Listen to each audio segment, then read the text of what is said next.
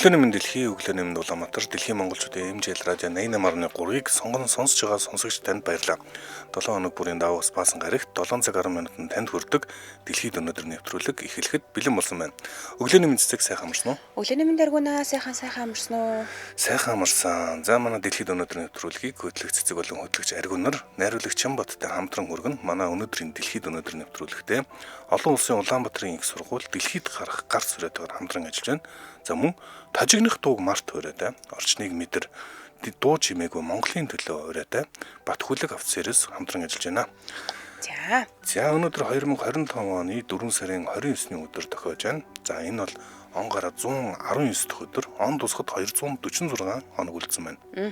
Үргэлжлүүлээд Улаанбаатар хотын урьдчилсан 5 хоногийн цаг агарын мэдээлэлтэй хэдүүлээ танилцдаг. За 7 цаг 10 минутын байдлаар Улаанбаатар хотод 1 градусын хүйтэн гэсэн байна. Тэгвэл өдөртөө 9 градусын дулаан шөндөө 6 градусын хүйтэн онохны. Харин маргааш буюу 5 гарагт өдөртөө 12 шөндөө 2 градусын дулаан бол пүрэв гарагт өдөртөө 8 градусын дулаан шөндөө 5 градусын хүйтэн байна. Харин баасан гарагт өдөртөө 10 градусын дулаан бол шөндөө 6 градусын хүйтэн. Ирэх бямб гарагт буюу амралтын өдөртөө 15 градусын дулаан байх нэ. За өглөө санснаас сэрүүхэн байлаа шүү. Сэрүүхэн нэлээд алхаж ирсэн чинь дан өмдтөө нас явсны хэлгүй. Нарах шивэллээ. Хүмүүс л тэгж ярих юм. Би тэгж боддгүй л дээ өгөн. Арид хоёр л намайг тэгж бодолж байна. Би ч ямаа тэгж хэлдэггүй л үстэй. За баярлаа. Нэр дээ штэ. Манай цэцэг намайг шууд жижилгээд явцдаг гэдэг. За дэлхийд өнөөдөр нэвтрүүлгээр 4 сарын 29-нд ямар тэмдэглэлт өдөр, ямар түүхэн үйл явдлууд болсон бэ? Ямар алдартай хүмүүс төрсэн бай тухай ярьдаг. За тэгэхээр өнөөдөр нэг ганц хоёрхон баяруудыг танилцуулъя гэж бодлоо. За өнөөдөр олон улсын бүжгийн өдөр юм байна. Оо, гоё. За тэгээд YouTube дээр ч одоо дүүрэн бүжгийн зааврууд байдгийн байна. Тэр бүгдээрээ бас бүжиг сурмаараа бол өнөөдөр далимдуулаад бүжиг бүжгэлж болно. Хэрвээ та бүжиг мэддэг бол YouTube дээр өөрийн бүжгийн хичээлүүдийг оруулахыг уриалж байгаа бас юм өдөр юм байна. За манайхан дундаас бүжигчин мэнэ комментэр бичээрэй. Бээж л дараа. Нэрээ яг ингээд нөгөө хөдлөх боломжтой байгаа үедээ хүмүүс бүжгэлж ивэл айгүй зүгээр юм билээ шүү дээ. Одоо би нөгөө ингээд хөдөлгөөнөө хязгаарлуулсан шүү дээ. Тэгэхээр ингээд алхаж ихнээ болохгүй, бүжиглийг хнээж болохгүй. Тэгээ ингээд ер нь юм болгон болохгүй айгүй хэцүү болчтой юм билээ. Тэгэхээр та хэрвээ хөдөлгөөнөө хязгаарлуулаагүй тэгээ эрүүл сарал байгаа бол ер нь энэ өдрийг тэмдэглээд нэг бүжиг яах вэ нэг ганцхан минутын ч гэсэн хамаагүй бүжиглээд үзэлтэй амар гоё юм шиг үлээ шүү дээ. За чи тэгээд хэр удаа ингээд одоо хөдөлгөөнөө хорьцсон бэ? 2 сар эртээ хорьсон байна. 2 сар та. Тэгээд 2 сар болоо. Одоо би маргааш баг хөдөлгөөнд орж магадгүй. 3 сар болчихвол. Одохгүй тэгээд сай гэж хэлээ. Харин тийм. Ер нь манай цэгийн яг үнэндээ бол маш сайгүй хүн гэдэг. Үнэ. Сайгал явж идэг хүн гэдэг. За олон улсын бүжгийн өдрөөс гадна энэ өдөр бас олон улсын дэлхийн өсрөх өдөр юм байна. За өсрөх гэхээр ойлгохгүйж магадгүй паркур гэдэг. За нэг одоо баг урлаг шахуу нэг юм байдаг шүү дээ. Францаас гаралтай.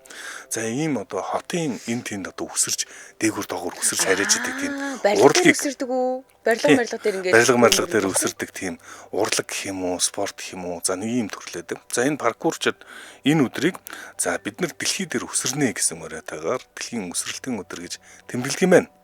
Гоё ч ураа төвшүүлт юм байна. За паркур ч одоо бас их тийм видеонуудыг үзэхэрт бурхан байна. Би бол зүгээр паркурыг үзэл өндрөөс айдгийг хэлэх үү. Их л аюултай дэмэл юмор орооцолтож юм шиг санаад тийм. Гэхдээ одоо мэдгүй тэр хүмүүсийн өөрийнх нь бас сонирхолтой байх. Ямар ч гэсэн паркурчд ийхүү ийм өдөр тэмдэглэдэг юм байна. Надад бас өсрөх хориотой гэхгүй юу? За надад тэмдэглэж болмоор өдөр вэ нөө гэхгүй юу? За өнөөдөр хүслээ хэлэх өдөр гэж байна. Дэлхийн хүслээ хэлэх өдөр. Болох юм байна. Хүслээ ингээл дотроо бодож байгаа. Юу гэж хэлэх бол? Ямар хүсэл байх вэ? Ер нь тэгэл хүн ингээд нэг тийм амар яг өвдцснийхаа дараа л ойлгох юм ба шүү дээ. Эрүүл олчвол тэгэл миний хүсэл гэхгүй юу? За өнөөдөр чинь энэ нэрээ яг зэг юм яг гол юм хэллээ. Эрүүл хүн мянган хүсэлтэй бусад тохиолдолд нэг л хүсэлтэй гэдэг. Тийм надад одоо ганцхан хүсэл байгаа юм байна эрүүл болох. За Марс хөдлөгч анжгаад баярын мэнд нэрээ анжгаа ах чи бүжигчин штэ тий. За манаас мигаас бүжиглэн гэж алнаа. Тийм штэ. Нар сар хүүхэд байхдаа говийн наран гэд Монгол бүжгийн хамтлагт бүжиглж явлаа гэсэн байна. Тэмүүлэн Батболд ингэнэ YouTube дээр миний бүжиг болон паркурын бичлэг хоёулаа байгаа гэвэл итгэх үү гинэ. Би итгэж байна. Итгэлгүй яах вэ Тэмүүлэн Батболд. Бүжгийн болон паркурын хоёр бичлэг. За Тэмүүлэн Батболд гэдэг. Яг энэ нэрээрээ байдаг бол бас Монголд хоёулангийн бас сонь тохиоллоо шүү. Бүжигч гэдэг, паркурч гэдэг ийм сонсогч манад байна. Хүүхэд ахта говийн наран гэд Монгол бүжгийн хамтлагт бүжгэлж явлаа гэсэн байна. Ямасаки гэд их л үздэг байлаа гэсэн байна. Ямакаси гэдэг нэг Франц юу гэдгийг найруулагч гэдгийг. Би нэрийг мартсан. За тэрний тоглосон хийсэн маш алдартай тийм паркурчдын тухай кино байдаг. Тэр нь ер нь бас ингээл тэр киног үзчихэнгүүт нэрээ паркур хиймээр санагдаад кино үзэхэд нэгдэгдэг штэ тий. Тэгж санагдуулдаг тийм кино байдаг. За ингээд өнөөдөр ийм тэмдэглэлт өдрөө тохиож байна. Бүгдээ хамтран ажиллагчаа танилцуулаад эргээд нэвтрүүлэгтээ орцгоё. За манай нэвтрүүлэгтээ олон улсын Улаанбаатар их сургууль дэлхийд гарах гар зүрээтэйгээр хамтран ажиллаж байна. За одоо чи өрн дулаан хавар цаг ирсэн. Хавар цагтаа зэрэгтэй юу эхэлдэг вэ гэхээр за ямар сургуульд орох вэ? Ямар мэрэгжилд орох вэ гэж. За өчигдөрхөн би том хүүтэй гэл ямар мэрэгжил сонгох вэ? Яах вэ гэл. Ер нь толгойн өвч юм аа, толгойн өвч ярьж байгаа. Тэгээд эн чинь бүр тулцаа 11 12 дугаар ангийнхан бол одоо хаана орох вэ? Ямар мэрэгжилтэй болох вэ гэл бодож байгаа. За хэрвээ та яг ингэж бодож байгаа бол олон улсын Улаанбаатар их сургуулийг санал болгож байна. За олон улсын Улаанбаатар их сургууль бол магадлан итгэмжлэгдсэн сургуулаа. За энэ юу гэсэн үг гэхээр тухайн байгууллагыг магадлан итгэмжлэх байгууллагаас тогтоосон чанарын тодорхой стандартыг хангаж байгааг нь үнэлээд зөвшөөрөх юм үйл явц юм байна л та. Тэгээ байгууллага магадлан итгэмжлэгдснийхаа дараагаар байнгын хяналт үнэлгээгээр магадлан итгэмжлэлээ хадгалах шаардлагатай болт юм байна. За тэгэхээр олон улсын Улаанбаатар их сургууль бол энэ магадлан итгэмжлэлээ хадгалж явж байгаа. Өөрөөр хэлэх юм бол чанар стандартын хувьд тэнд хин нэгэн суралцагч ингээд сураад боловсрол эзэмшихэд таатай орчин байна гэдэг юм үнэлгээл гэсэн үг шүү дээ, тийм ээ. За тэгээ элсэлт нь 2025 оны 6 дугаар сарын 23-наас эхлээд хичээлийн 1-р байран дээр элсэгчдийг бүртгэх юм байлээ. Онлайнаар элсэлтийн материалаа өгнө гэх юм бол elselt.auu.edu.cg юм гэсэн вебсайтад хандаж болох юм байна. За ер нь магадлалын итгэмжлэл гэдэг бол одоо Монгол улсын боловсролын дээд байгууллагуудын хамгийн гол шалгуур болчиход байгаа. Гэхдээ энэ магадлалын итгэмжлэл авлаа гэд болчдгүй байн шалгалтанд ордог гэсэн үг. За тэгэхээр ер нь бол чанарын хувьд бол бас онцгой үзүүлэлт мөн. Гэхдээ Улаанбаатар олон улсын их сургууль бол угийн 30 жилийн түүхтэй маш томоохон өргөжиж чадж байгаа доктортой үйл ажиллагаа явуулж байгаа. Солонгосын хөрөнгө оруулалттай, ер нь Солонгосын боловсролын байгууллагуудтай шиппинг харилцаатай гэх юм уу? Энэ хамтарч ажилладаг хөтөлбөрүүд санал болгохоор хамгийн онцлог сургууль гэж хэлж болно. За хамтарч ажиллаж байгаа гэдэг нь юу гэж ямар утга учиртай юм бэ гэсэн ингэж байгаа. Одоо жишээлбэл нөгөө бакалаврын боловсрол авъя гэдэг шүү дээ. Тэгвэл 2 жил Монголд 2 жил Солонгос сураад Солонгос Монгол юм хост дипломтой төгсдөг гинэ. Энэ над үнэхээр гой боломж байгаа байхгүй юу? За ингээд нэгэнд бакалавра төгссөн хүмүүст ямар боломж байна гэхээр магистрийн боломж байгаа. Энэ нь болохоор 1 жил нь Монголдоо 1 жил нь Солонгост ингээд та 2 жил сураал бас л адилхан яг ингээд Солонгос Монголын юм хос бакалаврын магистрийн дипломтой төгснө гэсэн үг байхгүй юу? За тэгэлгүйх олон улсын Улаанбаатар их сургуулийн нэг одоо чухал факультет нь Совилхон сургууль байдаг. За Совилхон сургуулийг нь Германд хүлээн зөвшөөрж шууд Германд энэ одоо лицензээр шалгалт өгөх хэрэгтэй үндсэн мэргэжлэрээ ажиллах боломжтой. За ер нь энэ одоо хиймэл оюун хөгжөөд байгаа энэ цаг үед Совилхон мэргэжил бол маш их үнцэн дорно гэж үзээд байгаа. За ер нь баг эмч, хуульч гэл илүү тийм оюунлаг ажил хийдэг ажлуудыг нь хиймэл оюун одоо орлуулад яг хүний бие оролцоо орхоос өөр аргагүй тийм ажлуудын үнц нэмэгдэнэ гэж байгаа. Тэгэхээр бас монголчуудын оюутнуудын хувьд сонгоход их тохиромжтой мэрэгжлүүдийн нэг магадгүй өндөр цалинтай мэрэгжлүүдийн нэг Совилхон ухаан бэж магадгүй. Тэгээд олон улсын Улаанбаатар их сургуулийн Совилхон сургууль нь инх бас олон улсад хүлээн зөвшөөрөгддөг байна. За дээрэс нь олон улсын сургууль гэдэг ойлголт тодтолтой явдаг. Яг л ихээр Оросоос Бурайд, Тува, Хятад, Солонгос зэрэг энтгэх оюутнууд хүрлцэн ирж сурдаг. Ийм олон улсад бас хүлээн зөвшөөрөгдсөн сургууль байна. За тэгэхээр сургуулийн чанараараа эхний 8 дэрэмжлэгддэг Монгол улсын эхний 20 дэрэмжлэгддэг сургууль эхний 13-т за 4 дахь удаага магадлан итгэмжлэгдсэн 2024 онд бол бүр 10 жилээр магадлан итгэмжлэгдчихсэн ийм сургууль байгаа. Илүү дэлгэрэнгүй мэдээллийг бид нар хаанаас авах вэ гэхээр ингэх юм байна. 89 47 20 26 гэдэг дугаараас авч болно. 89 47 20 26. За мөн албаны дугаар бол 46 20 26 гэсэн дугаар байна. Тэгээд ер нь бол бид нар ч нөгөө Facebook-ээс л хамгийн түрүүнд хайж үздэг болчиход байгаа шүү дээ. Тэгээд холбогддог. Facebook-ээс олон улсын Улаанбаатар их сургууль гэдэг яг сайхан кириллээрээ бичих юм бол Facebook хуудсан гараад ирнэ. Сайтыг нь түрүүнд дурдсан AUUC идүүцгийн нэг сайт байна. За баярлалаа манай нэвтрүүлэгтээ олон улсын Улаанбаатар их сургууль хамтран ажиллаа. За баярлалаа. За дэлхийд өнөөдөр нэвтрүүлэг үргэлжилж байна. Дэлхийд өнөөдөр нэвтрүүлгээр дараагийн болонд хамгийн энэ өдөр төрсөн албартан бас ярих байх.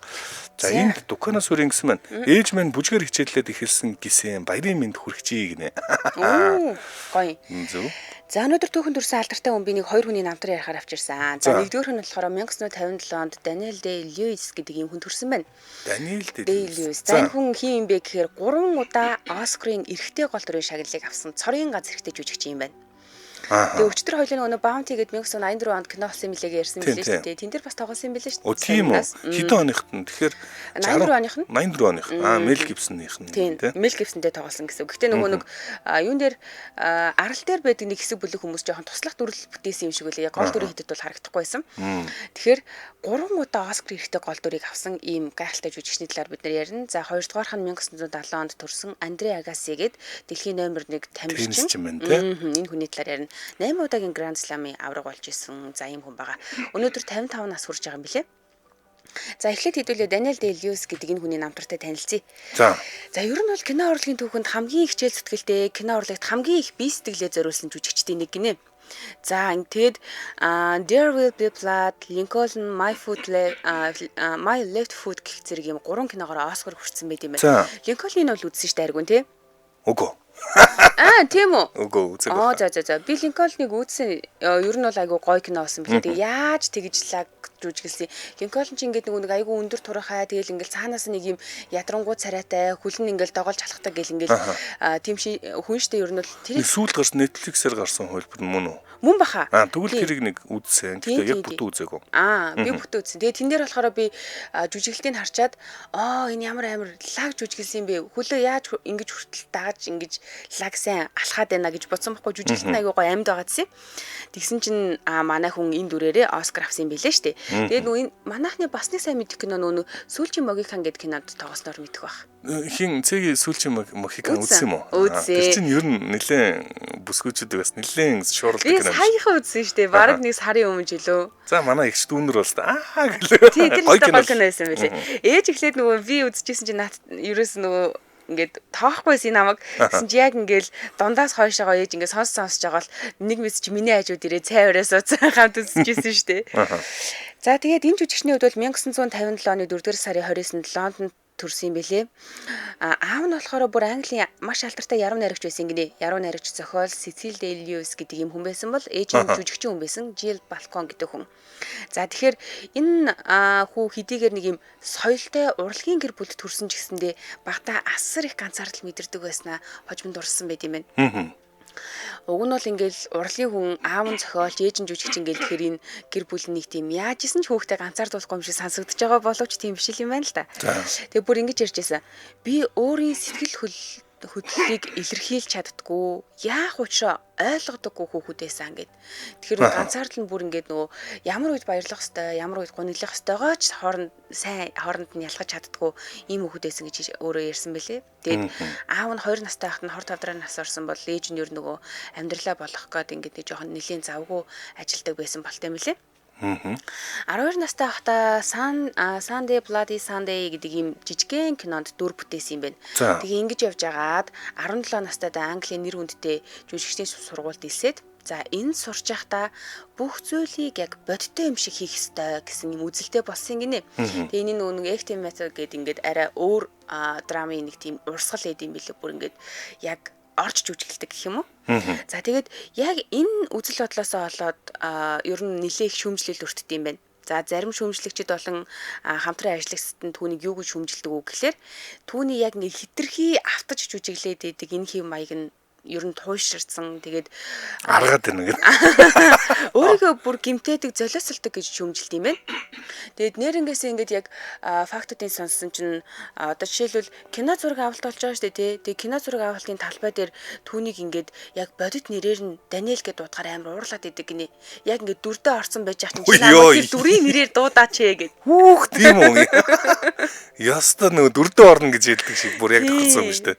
За дүрдээ ороод байгаагаар баярлах юм биш үү? Баярлаа. За тэгээд нөгөө дүрдээ хэрхэн ордог байсан талаар нь дэлгэрүүлээд нэг юм хоёр жишээ яриа гэж бодсон. 1980 онд My Left Foot гэдэг юм кинонд Кристи Браун гэдэг юм тархины саажилттай, төрөлхийн саажилттай юм хүний талаар төрмөл тархины саажилттай хүний талаар дүр бүтээсэн юм байна л да. Тэгээ энэ хүний дүрийг бүтээхийн тулд жинхнээсээ тэрэгцэр дээр амьдэрсэн гинэ. Хоол идэхдээ угаалгын өрөөнд орохдоо амьдралын бүхэл жижиг сальжиг зүйлсийг Кристи Браун шиг хийж эхэлсэн гэж аа. Тэгээд ингээд нөгөө бүр кино зураг авалтын гадуурч гэсэндээ бүхэлдээ тэрэгцэр дээр амьдарч исэн гэхэд болох юм билээ л дээ. Тэгээд үр дүнд нь яасан бэ гэхээр түүний нуруу хүзүүний яс ингээд байнгын нөгөө нэг буруу байралтай байснаас болоод сүүл рүүгээ бүр ингээд нөгөө нэг энэ ноцтой эмгэг болоод тэгээ хүзүүний гимтэл аваад зураг авалтын үеэр имлэгт хүргэгдсэн. Тэгэхээр өөрийгөө нөгөө золиосулж гимтээдэг гэдэг шалтгаан нь бас энэ юм билээ. Уг нь бол ингээд за тэрэгцэр дээр суух нэг юм байдаг нэг хэдэн өдөр суугаал те мэдрэмжийн авал ингэч болно шүү дээ. Гэтэл ингээд бүхэл бүтэн кино авалтынхаа зураг дундуур тэр бүх хугацаанд тэрэгцэр дээр байсан хүн байгаа байхгүй юу? За энэ нь ингээд хүмүүсийн шүүмжлэлийг дагуулдаг. За хоёрдугаарт Gangs of New York гэдэг ийм киноны зураг авалтын үеэр хүйтэн усанд ороод тэгээд тэр нөгөө хүйтэн усанд байхын өвдөлтийг ингээд биеэрээ мэдэрсэн гинэ тэсгэм хүйтэн ус байгаа шүү дээ тий. Тэгээ ингэж байж хагаад уушгины хатгалгаа туссаад тэгээд эмч рүү явъя, эмнэлэг явъя, эмчилгээ хийлгэе гэсэн чинь үгүй. Яагаад гэдгсэн чинь энэ бол 19-р зууны үеийн кино. Тэр үед ч угаас антибиотик байгаагүй юу эмчилгээ юу яриад байгаа ингээд яваагүй байгаа. Тэгээ энэ хүмүүсийг ингээд бүр заримдаа ингээ бүр нэрээ хэлэх үггүй болгодог. Найруулагч чинь чи ч одоо ямар хайшаа юм бэ гэд. Яг нэг талаараа энэ бол нэг ажил мэргэжлийн өөрийнх нь арга барил байж магадгүй л дээ. Гэхдээ нөгөө талаараа жихнээсээ өөрийгөө золиослоод бас жоохон хэцүү л юм тий. За яг юм өөрийгөө ингээ өвтгдөг тэрнээсээ таашаал авдаг хүмүүс мазохизм гэж нэрлэдэг. Жоохон мазохист маягийн юм шиг санагдлаа шүү. За тэгээ дэлхийд даяараа ингэж нэр хүндтэй үнэхээр сайн жүжигчин гэж байсаар байгаад 2017 онд гинтхэн жүжигчний карьераасаа нэг бүр зодог тайлсан юм билээ. Бүр. За шалтгаанаа хэлэхдээ хүнд хөдөлмөрт дуртай ч гэсэн энэ салбарт амьдрах сэтгэл хөдлөл үгүй болцсон гэж тодорхойлсон билээ. Тэгээ ер нь бол энэ ажилд хүнд нас явахын хэрээр ингээд зовлон хэмжээсэн гэж өөрөө бас хэлсэн билээ. Хитрхи нөгөө ингэж автаж өөрийгөө зовоогоод идэг гэсэн талтай юм шиг санагдсан. Тэгээ сүүлдээ жүжигчний ажлаа болиё гэж хэд хэд удаа шийдээд зүгээр ууланд очиж бүгээд тэндээ дарах марах готл мотл хийж амьдраад гэдэг ч юм уу те. Ер нь түүний амьдрал нэг тийм жоохон сэтгэлээр унахтаа амархан нэг тийм эмзэх юм шиг санагдсан шүү. Надад бол зүгээр сайн мэдгүй мөн ихтэй нэг тийм аутизмын шин чанаруудыг байгаа юм шиг зүгээр санагдлаа. Би бол мэржлийн хүн биш. Гэхдээ бас их онцгой хүн юм байна. За дэлхийд өнөөдрийн нэвтрүүлгийн дараагийн булангараа цагаан хулганы домог ярина бүгдээрээ. Цагаан хулганы домог. За 1944 оны 4 сарын 29-ний шүн бүгдээрээ очино. За энэ шүн Францын нутаг дээр нэгэн үйл явдал болсон. За ингээ Францын шүн дөлөөр Францын нутаг дээр 4 сарын 29-нд шүхэр буугаад нэг шүхэр чинь бууж байгаа. За тэгээд шүхэр нь ингээд орооцолтоод тэгээд аятайхан бууж чадаагүй. За ингээд одоо их бэртэж энэ тэнд нь хүүхний золцсон нийлхэн үгэлсээр босч ирсэн гэдэг. Тэгээд түүн дээр атсан Францын босогчд очиж хараад шокнд орсон, гайхсан, нөөдгөн баахан хараал урсгасан эмэгтэй хүн байсан. За энэ хүнийг Нэнси Вейк гэж нэрлэдэг. За энэ одоо Нэнси Вейк Францын газар нутаг дээр газардснаар за одоо нацист германуудын шүдний өвчин болсон гэж хэлж болно. За энэ холбоотнууд 1944 оны 6 сарын 6-нд D-Day буюу дэлхийн хамгийн том одоо эрэг эзлэх ажиллагаа болгочихсон. За энэс өмнө арын шугамд нь Францууд байгаа шүү дээ. Германчуудад дургу. Эдгээр одоо германчуудыг, Француудыг зохион байгуулалтанд оруулж яг энэ холбоотны энэ одоо газардах мөнгөчтэй урдчилж одоо янз янзын ажил бэлтгэн нийлүүлэх газрыг нь тасан зогсоох гих мэт ажлуудад зохион байгуулах зорилготой 500 гаруй хүмүүсийг тусгай ажиллагаагаар бэлтгээд одоо буулгасан байдаг. За энэ олон хүмүүс дундаас цөөхөн хүмүүс 8-д үлдсэн. За тэр тусмаа 37 эмэгтэй бэлтгэгдсээс нэг нь л амжилтаа биелүүлсэн. Тэр хүнийг Нэнси Вейк гэдэг байна. За Нэнси Вейк бол зүгээр нэг тагнуулал байгаагүй. Бүр яг газар дээр газар даад одоо 7000 хүний зохион байгуулж бодтойгоор одоо энэ D-Day ажиллагаа буюу дэлхийн 2 дугаар дааны холбоотныхны одоо ялалт байгуулахад маш том суур ажлуудыг хийсэн хүн гэж тооцдог. Бид нар бол зөвхөн л холбоотныхан хурж ирэл бүх юм эзлээд болцсон юм шиг ярьдаг. Гэтэл үгүй. Яг одоо германчууд бол нөгөө иргэдээр хамгаалж байгаа учраас асар давуу талтай байдаг. Арын шугамд нь эмх замраагүй байдал үүсгэх нь энэ германчуудын одоо чадвар болон одоо ёс суртахууныг унгаах олон ач холбогдолтой байсан. За энийг бол Нэнси Вейк эмэгтэй мөртлөө тэр тусмаа эдгээр дундас хамгийн сайн хийсэн хүн гэж үздэг. За Нэнси Вейк гэдэг энэ хүн яагаад германчуудын эсрэг тэгж их байлдах болов? Яагаад ингэж амиа золиослон байж Шинэ Зеланд гаралтай энэ хүн энд яваад байгаа юм бэ гэхээр түүний түүхтэй мэдээж холбоотой. За түүнд бол цагаан хулган гэдэг хож өгсөн байт юм байна. Тэгээд энэхүү цагаан хулганы томог гэж ер нь бас энэ дэлхийн 2 дугаар дайнд холбоотой олон хүмүүсийн бас түүх байдаг. Энэ дундаас хамгийн бас тод ялангуяа эмэгтэй дайчдын одоо тэргүүнд нь гарч ирсэн ийм хүний түүх байгаа. За Нэнси Вейк бол Шинэ Зеланд гаралтай гэж түрүү хэлсэн. 1912 онд Шинэ Зеландтай төрж өссөн. Тэгээд 6 хүүхэдтэй айлын отгон нь болж мэндэлсэн. Түүнийг 2 настай байхад нь аав нь орхио явцсан. За ихтэй аав нь штэ сэтгүүлч мэрэгчлээ энэ сүүлд холбогдсон сэтгүүлч мэрэгчлээ хамгийн зэрлэг нь 6 хүүхэдтэй эхнэр хүүхэдтэй би Америк руу томилтоор явлаа гэд тэр чигээр явцсан. Эргэж ирээгүй. Бүр ингээд үнэн зэрлэг. За тэгээд инхээр ээж дээр нь бүх одоо нуруу ачаа нь бүгд ирсэн. Тэгээд ээж нь энэ 6 хүүхдийг өсгөн их ямар ойлог байх вэ? Ер нь чанга ингээд хүүхдүүд өсгсөн. Тийм ч учраас маш хатуу байсан. За Нэнси бол айлын отхон охин. Тэгээд багын хөдөлгөөнтэй тийм чамд одоо дэглэм тийм сахих дургу нэлийн хөдөлгөөнтэй байсан учраас ээжтэйгээ ерөөсөө хил ам олцож чаддаггүйсэн. За ингээд ер нь л хэцүү санагдаад байсан учраас бүр 16 настайдаа тусдаа бүр харсан гэж хэлж болно. Ингээд шууд Австрали руу яваад сувилагчаар сураад тэгээ 2 жил сувилагчаар сурсан байна. За ингээд сувилагчаар сурахад биш ажилласан. Сувилагчаар ажиллаж байхдаа Нэнси өөрийнхөө тухай нэг зүйлийг олж мэдчихэв л да. Сувилагч мэтийн мэрэгжил над зохгүй байна. Би ийм хүн биш юм байна. Би бол өөдрөмтгай хүн. Би илүү дэлхийгээр аялж явж аз сарсан иймэрхүү зүйлүүд тэмцэж амьдрахыг хүсэж байна гэдгийг ойлгосон.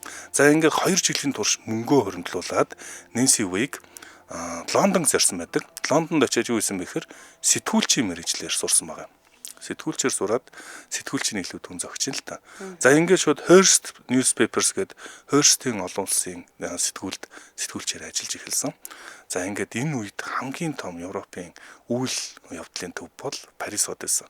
Энэхүү Hearst News-ийн одоо Европыг хариуцсан Парисын салбарт нь томилогдоод Парист ажиллаж эхэлсэн байна. За Нэнси Hearst-ийн одоо зургийг нь одоо харуулж байна. Би харин хараа сууж байна. Нэнси Hearst Нэнси Вейк гэдэг одоо энэ бүсгүй одоо сэтгүүлч гэдэг одоо мэрэгжил түүнд маш их зогч исэн гарцаагүй. За тэр удаа тэр 1935 онд Гитлерээс ярилцлага авч исэн гэдэг. Гитлертэй бүр нүүр тулж ярилцлага авч исэн. Тэгээд тухайн үед Нэнси Вейк хожимоо дурдтгал дээр юу гэж хэлсэн байдаг вэхээр хүмүүс Гитлерийг ямар энгийн юм шиг хүлээж авдаг юм бэ? Ийм аимшигтай хүн одоо ийм энгийн харагдан гэхэд бийтгээгүй гэж бас тайлбарсан байдаг. Ер нь жижиг биеттэй өстой үзэрийн л муухай амтан хүн байсан гэж бас дурдсан байдаг. Ер нь анханасаа Гитлер таалагдаагүй л гэсэн. Тэр явуулж исэн бодлого бүх зүйлэнд маш шүүмжлэлтэй ханддаг гэсэн. Тэр өнцгөөс нь бичдэг сэтгүүлчээсэн байж тарж байгаа. За ингээд сэтгүүлчийн ажил түүнд бол үнэхээр зогчсон. Тэгээд санхүүгийн хувьд бол бие даасан.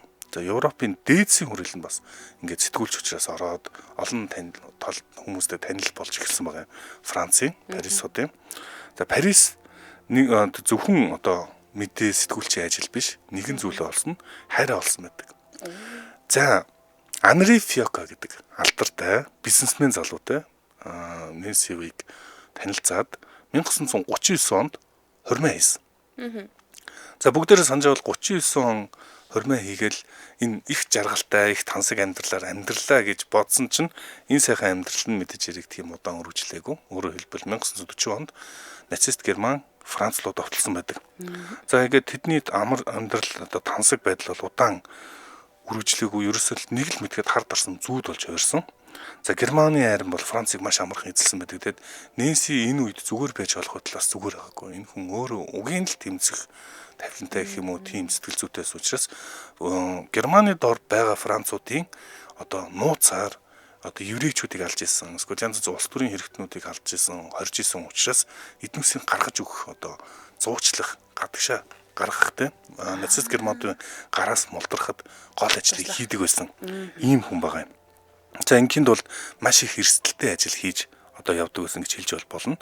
Хуурамч бичиг баримт авч явна энэ чинь тэгэл хүмүүсийг одоо ер нь тагнуулын ажил хийж маш эрсдэлтэй. За энэ одоо Нэнси Вейк бол Анри Фиокогийн зургийг одоо хамтын нөхрийнх нь хамт зургийг нь манай найруулагч харуулах баг. За ингээд нацист Германууд хин нэг нь энэ одоо Франц дотор бидний эсрэг ажиллаад байна. Бидний яг онилж исэн хүмүүсийг хил давуулж гаргаж чадаад байна. Ийм нэг хүн байх шиг байна гэд энэ хүнээс сураг сонсож барьж чадаагүй. Сураг сонсоод ийм ер нь нэг цагаан арьстай эмэгтэй байна гэсэн одоо нэлээд тийм цайвар арьстай тийм Нэнси Вейк бол их тийм цайвар гоё арьстай тийм эмэгтэй байна л да. За тэгээ ер нь цагаан хулган бас их ховор байдаг. За ийм ер нь баригдаж өгдөггүй юм ховор тэгээд цагаан дуу ийм бүсгүй байна гэж нэрлээд энэ цагаан хулган гэдэг одоо хожийг бол нацист Германууд өгсөн байна. Түүний нууц нэр нь гэх юм уу цагаан хулган гэж ярьдаг байсан байна. За ингээд бүр өмнөхөр одоо бас нацист Германуудын толгойн өвчин болж ирснийг илэрхийлэх нэг зүйл нь 5 сая франкийг амьд өгсөн хамаагүй ийм цагаан хулганыг гол гэдэг бүр шагнал амлажсэн байна. Тэгэхээр ер нь нацистуудын шүдэнд нь зуугдсан гэсэн үг. Тийм л юм. За ингээд маш олон хүмүүсийг гаргасаар хагаад 3-4 жилийн турш ингээд хүмүүсийг гаргасаар өөрийн том сүлжээ өсгөж чаа. Нэнси Вейк танилуудын сүлжээ те. За одоо би тэрийг гаргах шүү. Бүгд тэр ингэсэн байх шүү гэд бараг тэр дотор нь удирдаад эхэлж байгаа. За ингээд нацист Германууд түүний сүлжээний нэг хүнийг барьж авдаг, олдолж авдаг. За аимшигтайгаар одоо ясан, харгислсан. Тэгээд эцсийн мөчөд Нэнси Вейк гэдэг хүнийг барьж өгсөн байна. За гэхдээ өөрөө баригдсан гэдгээ Нэнси Вейк гэрт нь нацист Германууд ирэхээс ганцхан цагийн өмнө олж мэдсэн. Ганцхан цагийн өмнө за чи баригдлаа шүү гэж сандраад нөхөртөөгөө нэг богинохон хугацаанд ярьсан юм шиг. За би ингээ үлдүүлж чамаа ингээ араас чи нууж чадчих магадгүй. Амьд үлдэх магадлал илүү байж магадгүй гэд нөхөр нь үлдээд өөрөө хөлөөрөө бүр ингэж гарч цухтаж гүйсэн байдаг. Марселаас гараад дараагийн одоо вагондоо суудлаа ингээд. За ингээд германчуудыг бас төөрөг төрүүлэхийн тулд энэ хуурамч бичиг баримт аваад одоо Пиреней нурууг хөлөөрөө бас давж гараад гих мэтлэн дунд нь ингээд туулаач хэлж агаад за амьд мэнд гарч чадсан байдаг. За харамсалтай нь яг ингээд Францаас гарах үед гарсны дараа Нэнси Вейк нөхрийг нь одоо баривчилсныг нацист Германыхан баривчилсныг олж мэддэг. Угаасаа тийм л тийм. Хожимо түүний нөхрийг маш их тамалсан болж таардаг. Тэрийг бол хожимо олж мэддэг. За ингээд Нэнси Вейкийн талаар ерөөс нөхөр нэг ч ган хийгээг баг. Хөрхий ингээл насан туршдаа одоо их нэртэй үнэнж байдлаар тэг алуулсан байдаг тий. Алуулсан байдаг. За ингээд Нэнси Вейк инхүү одоо Их Британд очиод нацистуудыг шүтэнтэй зууж байгаа. Би эднээс эсрэг юу хийж чадах вэ гэдэг. Хамтран ажиллагчтай танилцаа тий. За тий. Нэвтрүүлгийн хамтран ажиллагчаар тожигнох дугмаарт орчныг мэдрэх сүрэтээр дуу чимээгүй Монголын төлөө Батүлэг авцээрээс хамтран ажиллаж байна. За Батүлэг авцээрээс 2000 оноос эхлэн энэ аягыг одоо эхлүүлж байгаа. 100 гаруй мянган мат машин, 100 орчим сая төгрөгийн хямдрал урамшуул үзүүлээд за 100 мянга гаруй машинд урамшуул үзүүлнэ гэдэг чинь олон одоо хүмүүст хамарсан ийм том аян эхлүүлдэг явуулдаг. За тэгэхээр тожигнох дуу чимээ нь машины явах үед ангийн эвдрэл гэмтлийг илтгэж байгаа. Харин эвдрэл гэмтэл нь аливаа осол аваар асуудлын шалтгааны эхлэл болдог шүү дээ. Тэгэхээр автомашинтай холбоотой хүн бүр аюулгүй байдлыг хангаж ажиллахыг Батүлэг авцээрвсийнхэн бүр ажил болгоод тожигнох дугмаарт аяныхаа хүрээнд рүүлийн аппарат засварыг, за мөн амортизаторын худалдааг дээрээс нэмээд автомашины доторлогоо, битүүмж, дуу дарах үйлчилгээ зэрэг энэ 3 үйлчилгээндээ 10% хямдрал зарласан байгаа юм байна шүү. За ийм сэтгэлдлүүд энэ би сэтгэл уншиж өгье. Танай энэ хүн жил бүр очиж машинаа үзүүлдэгэ. Тийм ч учраас үзүүлснээс хойш машиныхаа эвдрэл гэмтэл санаа зовх зүйлгүй болчихдог. Чадвартай засварчдтай сайхан үйлчлэгээтэй шүү. Болохгүй байсан ч болоход өгөх сэтгэл гаргадаг нь сайхан байдаг. За тэгээд амжилт хүсье гэсэн байна. Одоо ингээл зуны үйлрэл ирээл бид нар аялж маялах гэхэлэр за яг машин мэддэг хүмүүс бол гайгүй гэж магадгүй л дээ. Машин мэдхгүй бид нар чи ингээл энэ тэнд юм дуурангуутал ингээл санаа зовоол эхэлждэг байхгүй хаана хизээ яаж унтарчих вэ яаж суучих вэ гэж бодож модол тий. Тэгээд эн чин айгүй сайхан сэтгэл санаа сайхан аялмаар ижил ингээд тэнд юм тожигноо дуурайд авах жоохон муухай таагүй. Тэгэхээр сайхан тогтохтой аялахын төлөө тожигнох дуу хэдүүлээ мартаад орчноо мэдрэх нь байна. Манай нэвтрүүлэгтээ дуу чимээгүй Монголын төлөө Батүлэг авц зэрэг самтраа ажилласан 77 77 77 28 гэдэг дугаараас та бүхэлдээ илэрэнгүй мэдээллийг аваарай. 77 77 77 28. За баярлалаа. За баярлалаа. Дэлхийд өнөөдөр нэвтрүүлэг үргэлжлэж байна. Бүгдээрээ цагаан хулганы донгийн талаар ярьж байгаа. За ингээд Нэнси Вэйг Их Британд очоод тусгай ажиллагааны байгууллагад бүртгүүлсэн. За ингээд эмэгтэй хүн болохоор анхандаа бүр ингээд хүмүүс шоолоод ер нь жоохон басамжлахгүй байсан гинэ. Гэтэл Нэнси Вэйг бол за нэгдүгээр дөрөв дайчин олон талтай. Гэхдээ түүнд одоо ганц их орон гэж боддог байсан. Одоо болсон Францыг нь эзэлсэн. За хайртай нөхрийг нь энэ нацистууд эзэлсэн учраас магадгүй бусдаас илүү тийм давхар одоо алын энэ нацист Германид үсэг тэмцэе гэсэн хүсэл өст нь илэрч гарч ирдэг. Үш хонзон гэдэг чинь бас их том одоо юу юм бэ ч хүмүүс хөдөлгүүр гэдэг юм ба шүү. За ингээд нөхрөө алдсан Нэнси Вэйг маш хичээнгүйгээр энэ одоо тусгай ажиллагаанд бүртгүүлээд сургалтанд нь хамрагдаад за маш амжилттай дуусгасан байдаг.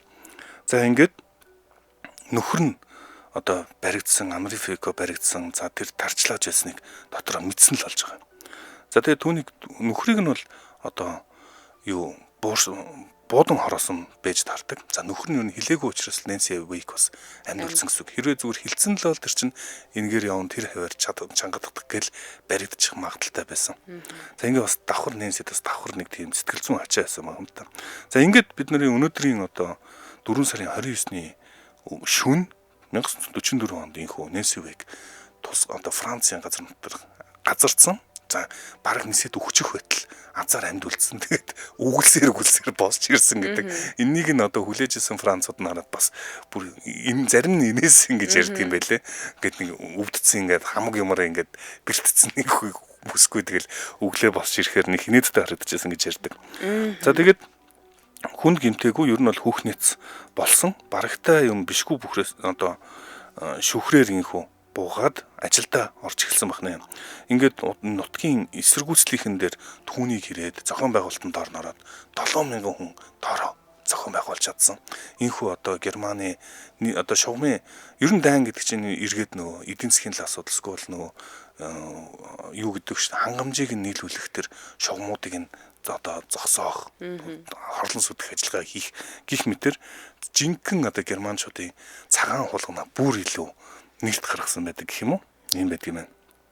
За тэгээ Нэнси зөвхөн өдөртөх одоо үүрэг хүлээгээгүй өөрөө бас дотроо хотоод тулалдаж явсан. За тэгээд түүний зохион байгуулсан эсэргүүцлийн бүлгүүд Германы Норманд руу хөдөлж чадахгүй болж таарж байгаа. Одоо энэ одоо Герман руу хөдлөх гээд Норманд руу тэр D-Day өдрийг цэргүүдэд зузаадах гэсэн чинь замд нь нэг нөхөр ингээл саад отлоод гарч бөөн ингээд болсон. За ингээд Францыг чөлөөлөхөд ер нь холбоотны баруун фронтод ялалт байгуулахад Нэнси Вэйг гэдэг энэ хүн маш том гавьяа байгуулсан хүн тооцдог. За тэгээд Нэнси Вэйг нэг харамсалтай сүйд өөр хэлсэн нэг үг нь ийм үг гэдэг юм байна.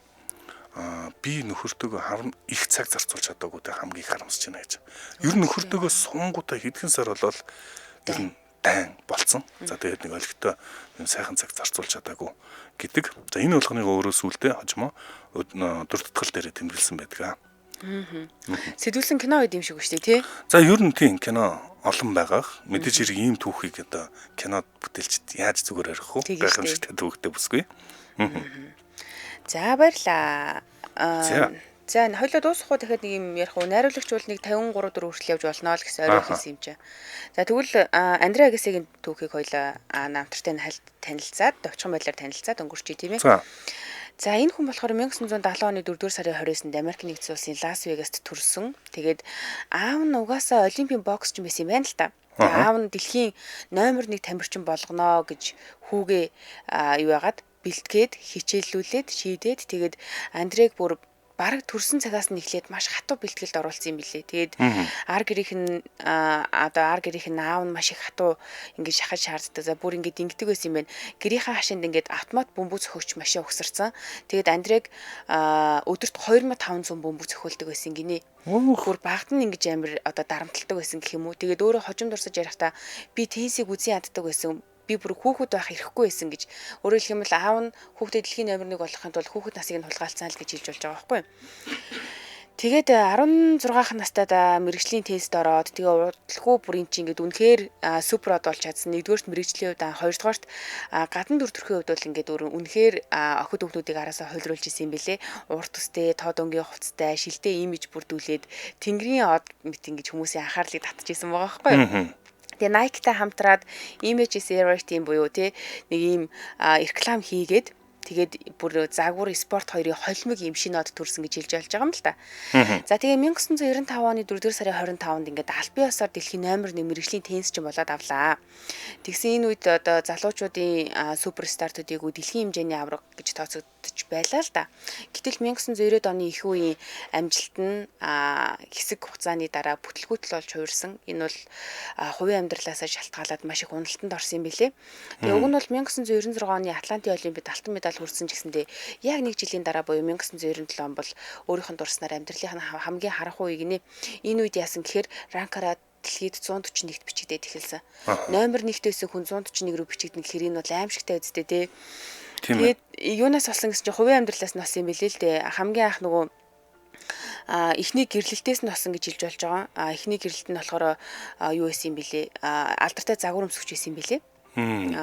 Америкийн алдартай жүжигчин загвар өмсөгч Brooke Shields. За тэгээд энэ хоёрыг чинь бүр дэлхийн нийтээрээ Стен хоёртой төгс хос үнэхээр таарсан хүмүүс гэл ингээл амар олны анхаарал байгаад ингээд исэн чи яг бодит байдал дээр болохоор хоорондоо эрс дэс ялгаатай хүмүүс байж таарад. Тэгээд энэ сүүл рүүгээ 2 жилийн дараа салаад. За тэгээд энэ саллах хугацаанд яг тэр 1997 оны амар нөгөө нэг уналттай таарад. Энэ үедээ хар тамхи масруулах бодис хэрэглээ. Тэгээд ерөөсөө доошоо ингээд живж байгаа штэ. За тэгээд эндээс бол за яг гарыг гэж хичээж яагаад гарч ирсэн байдаг. Ойролцоогоор амьдралынхаа баг 10-аад жилийг бүгж шаналж зүхтаж өнгөрөөсөн байгаа байхгүй. Тэгээ 1999 онд сэтгэл готрол хар тамхинаас ангижраад карьераа дахин босгоё гэд. Тэгээд энэ оноос эхэлж хичээнгүүтээ олон ч тэмцээнд бүр ингэж дахиж нөгөө нэг эргэнж ирээд хийсэн. Яг үнэ. Ингээд 99 оны сүүлээр дэлхийн номер 1 тамирчин болж чадсан. Номер 1 байж байгаа 100 нэг рүү буугаад буцаад номер 1 болж чадж байгаа гэсэн үг л дээ. Тэгээ хамгийн гайхалтай зүйл нь юу вэ гэхээр энэ бүр спортын түүхэнд айгу тодор тэмдэглэгддэг юм бэлээ. 2003 онд 33 настайдаа дахиж дэлхийн номер 1-д тооцогдсон. Тэгээд ийм теннис гэдэг спортын хувьд бол 30 нас гэдэг бол баг хамгийн хөгшин нас. 30 наснда ямар ч тамирчин амжилт гарах боломжгүй гэж үздэг үе байсан юм байна. Одоо үе чинь өөр болж байна. Рожер Федерер тэр Джокович тэр ч алж шүү дээ. Тэгсэн чинь энэ үед болохоор 33 настайдаа дахиж дэлхийн номер 1-д бичигдэнэ гэдэг бол амар том амжилт байсан л гэж түүхэнд бичигдэж үлдсэн байдаг юм байлээ шүү. За 4 сарын 29 бас нэг онцгой нь бол маш алдартай хүмүүсийн хорим хийжсэн өдөр юм байна. Хоёр өөр төрлийн хорим гэж хэлж болно. За нэг нь Кейт Миддлтон болон ханхуу одоо Уэльсийн ханхуу хинтээ гэрэлжсэн те. Уильямстай гэрэлжсэн. За энэ нь бол үлгэрийн юм шиг хорим болж байсан. За өмсөн хувцс нь хүртэл нөө өмсгөлж ингээд хүүхэлтэн нь одоо бүр яг адилхан хувцастай бараг л яг нөгөө л үлгэрт үзүүлдэг хорим шиг юм хорим болж байсан бол нөгөө талд 1945 онд 4 сарын 28-нд Эва Браун Гитлер хоёр гэрэлжсэн байдаг. За энэ бол бас л кино ер нь бол амар гэрлэлт ер нь зүгээр бодохоор хүмүүсийн сэтгэлгээ ер нь амьдралын утга учир юу байж болдгийг Эва Браун гэрлсэн. Ер нь Эва Браун бол Гитлертэй нийтдээ 16 насанд хүрээгүй байхдаа шахуу анх танилцсан 17 16 та. За ингэснээс хойш Гитлерийн нууц хамрыг ингээд үндсэндээ 17 8 жил хийчихэж байгаа. За ингээд эцсийн мөчид бүр өхөн гэдгийг мэдсээр ижиж Эва Браун гэрлсэн. Энэ түүний амьдралын бас хамгийн чухал ингээд мөчөөснийг нь илэрхийлдэг. За ингээд ерөөсөө гэрлээд маш өдөртөөр хоол идэл бункертэй байж байгаа. Тун удалгүй хэдэн цагийн дараа энэ хоёр хамт амиа хорлсон байдаг тийм. Амар. За энэ хүрээд манай өнөөдрийн дэлхийд өнөөдөр нэвтрүүлэг өндөрлөх болсон байна. Манай дэлхийд өнөөдөр нэвтрүүлэгтэй дэлхийд гарах гарц хүрээтэй олон улсын Улаанбаатар их сургууль хамтран ажиллалаа. За мөн тожигнох дуугмаарт орчныг мэдэр дуу чимээгүй Монголын төлөө ураатай Батхүлэг авц зэрэс хамтран ажиллаа. Сонсогчдоо өргөжлүүлээд радио мэдээгээ хүлээн аваарай. 8 цаг 10 минутаас манай эфир та мэдхүү нэвтрүүлгээр үргэлжлэх болно. Баярлалаа цэцэг. Баярлалаа Аргүна.